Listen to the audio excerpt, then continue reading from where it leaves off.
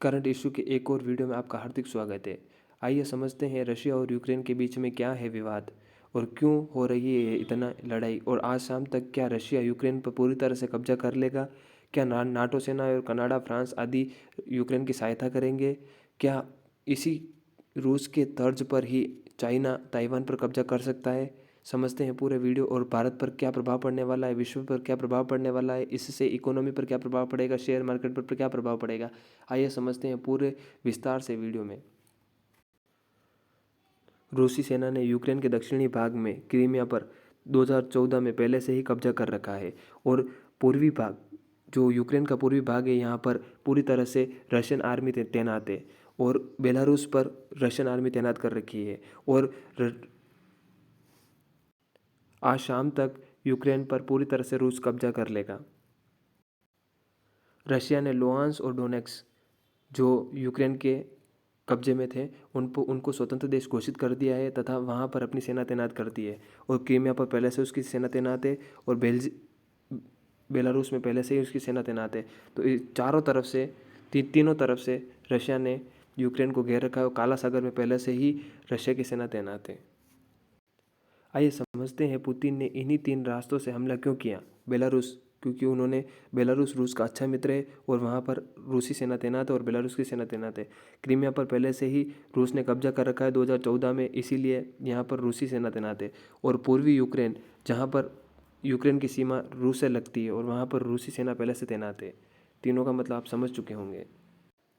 Luhansk और Donetsk पर रूसी सेना पहले से तैनात है, और ये अलगाववादियों के कब्जे वाला इलाका है। और क्रीमिया पर रूस ने 2014 में कब्जा किया था, वहाँ से अभी रूसी सेना तैनात है।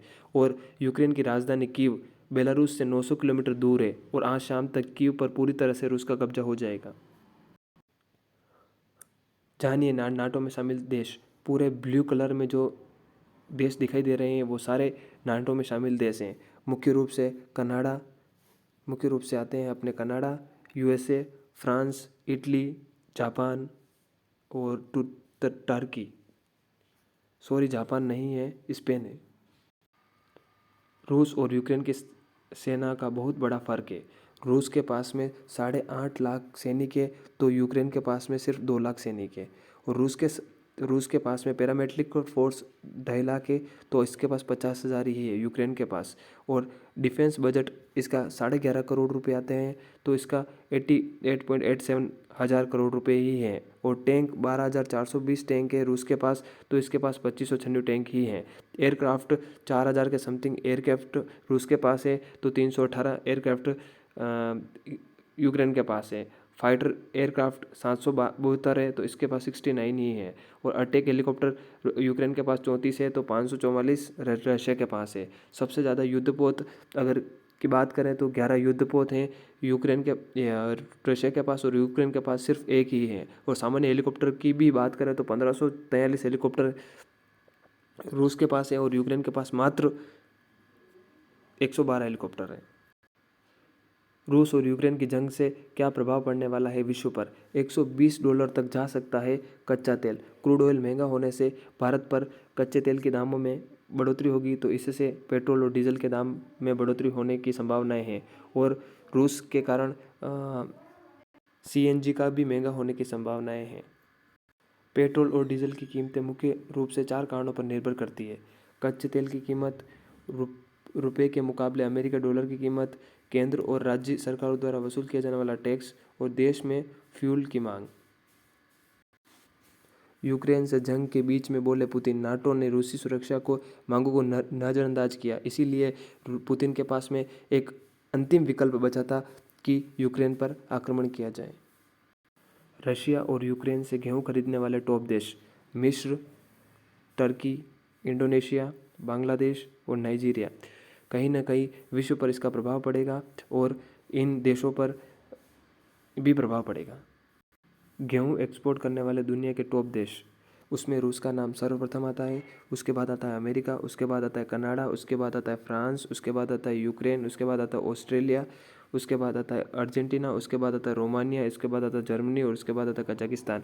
तो कहीं ना कहीं रूस और यूक्रेन के बीच में जो विवाद हुआ है, इससे भारत पर भी असर पड़ेगा तथा पूरे विश्व पर असर पड़ेगा। इससे भारत के एक्सपोर्ट में बढ़ोतरी होगी तथा भारत एक्सपोर्ट करने में आगे आएगा। रूस इन 5 चीज़ों के एक्सपोर्ट में सबसे आगे है। Crude oil, crude petroleum, refinery petroleum, petroleum gas, कोयला और गेहूँ। रूस ने किन देशों को सबसे ज़्यादा सामान बेचता है? सबसे ज़्यादा सामान बेचता है चाइना से, नीदरलैंड से, बेलारूस से, जर्मनी से और इटली से। तो चाइना तो उसके साथ व्यापार अभी भी कर रहा है और करता रहेगा, तो ज़्यादातर लॉस होने वाला नहीं है रूस को। और नीदरलैंड और बेलारूस, चाइना और बेलारूस दोनों मिलाकर के व्यापार करेंगे और जर्मनी और नीदरलैंड और इटली इसका व्यापार प्रभावित हो सकता है। ये कुछ बातें हैं जो रूस की तरफ से कही गई है। कृपया करके फ्रेंड्स आप पढ़ लेना, एग्ज़ाम की दृष्टि से अति महत्वपूर्ण है। यूक्रेन ने मार्शल लॉ यानी वहाँ की कानून व्यवस्था अब सेना ने अपने हाथ में ले ली है तथा कीव की राजधानी में बम धमाके हुए हैं तथा इसी तरह से रूस की तरफ से दिए गए स्टेटमेंट की कुछ महत्वपूर्ण बिंदु हैं जो आप पढ़ लेना। तथा यूक्रेन ने भी अपने नेशनल इमरजेंसी की घोषणा कर दी है। इसका असर भारत में भी देखने को मिला है और भारत के शेयर मार्केट में चौथी सबसे बड़ी गिरावट देखने को मिली है। फ्रेंड्स, नाटो की स्थापना 1 अप्रैल 1949 को हुई थी। इसका मुख्यालय बेल्जियम में स्थित है तथा इसमें 30 देश शामिल हैं वर्तमान में। तथा प्रमुख देश जो नाटो में शामिल है France, Belgium, Luxembourg, Britain, Netherlands, Canada, Denmark, Iceland, Italy, Norway, पुर्तगाल, संयुक्त राष्ट्र अमेरिका आदि इसमें शामिल है। ये शीत युद्ध के बाद में इसे बनाया गया था। 3rd वर्ल्ड वॉर से बचने के लिए इस नाटो की स्थापना की गई थी। अंतिम में इस इमेज के माध्यम से समझते हैं कि ऑस्ट्रेलिया, कनाडा, अमेरिका आदि ने समझाने पर भी रूस नहीं माना और रूस ने आक्रमण कर ही दिया और नाटो अंतिम रूप से विफल रहा। जानकारी अच्छी लगी हो तो चैनल को सब्सक्राइब करें, शेयर करें।